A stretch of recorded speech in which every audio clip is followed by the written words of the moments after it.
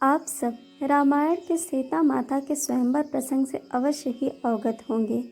राजा जनक शिव जी के वंशज थे तथा शिव जी का धनुष उनके यहाँ रखा हुआ था।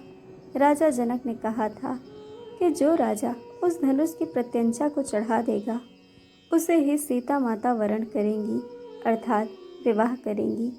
शिव जी का धनुष कोई साधारण धनुष नहीं था, बल्कि उस काल का परमाणु मिसाइल यानी ब्रह्मास्त्र छोड़ने का एक यंत्र था। रावण की दृष्टि उस पर थी और इसी कारण वह भी स्वयंवर में आया था। उसका विश्वास था कि वह शिव का अनन्य भक्त है, वह सीता को वरण करने में सफल होगा। राजा जनक को भय था कि अगर यह रावण के हाथ लग गया तो सृष्टि का विनाश हो जाएगा, अतः इसका नष्ट हो जाना ही श्रेयकर होगा।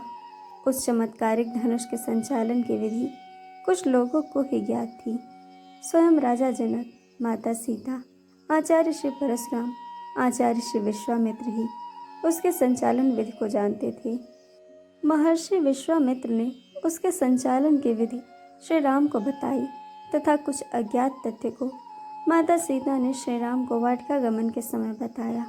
वह धनुष बहुत ही पुरातन था और प्रत्यंचा चढ़ाते ही टूट गया, जिससे भगवान श्री परशुराम कुपित हुए कि श्री राम को संचालन विधि नहीं आती है। पुनः आचार्य विश्वामित्र एवं लक्ष्मण के समझाने के बाद कि वह एक पुरातन यंत्र था, संचालित करते ही टूट गया, तो परशुराम जी का क्रोध शांत हो गया। शिव जी का वह धनुष साधारण नहीं था, उस जमाने के आधुनिक परिष्कृत हथियार था। हमारे ऋषि मुनियों को तब चिंता हुई जब उन्होंने देखा कि शिव जी के धनुष पर रावण जैसे लोगों की कुदृष्टि लग गई है। जब इस पर विचार हुआ कि इसका क्या किया जाए, अंत में निर्णय हुआ कि आगे भी गलत हाथों में लग जाने के कारण इसका दुरुपयोग होने से भयंकर विनाश हो सकता है, अतः इसको नष्ट करना ही सर्वथा उचित होगा। हमारे ऋषियों ने खोजा तो पाया कि कुछ बिंदु ऐसे हैं जिनको विभिन्न कोणों से अलग अलग दबाव देकर इसको नष्ट किया जा सकता है, और यह भी निर्णय हुआ कि इसको सर्व समाज के सन्मुख नष्ट किया जाए।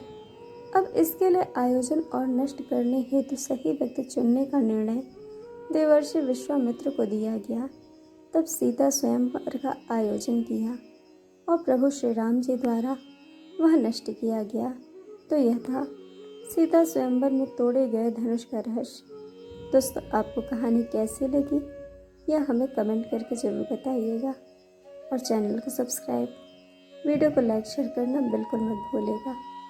वीडियो देखने के लिए आप सभी का बहुत बहुत धन्यवाद। जल्द मिलेंगे एक और नई कहानी के साथ।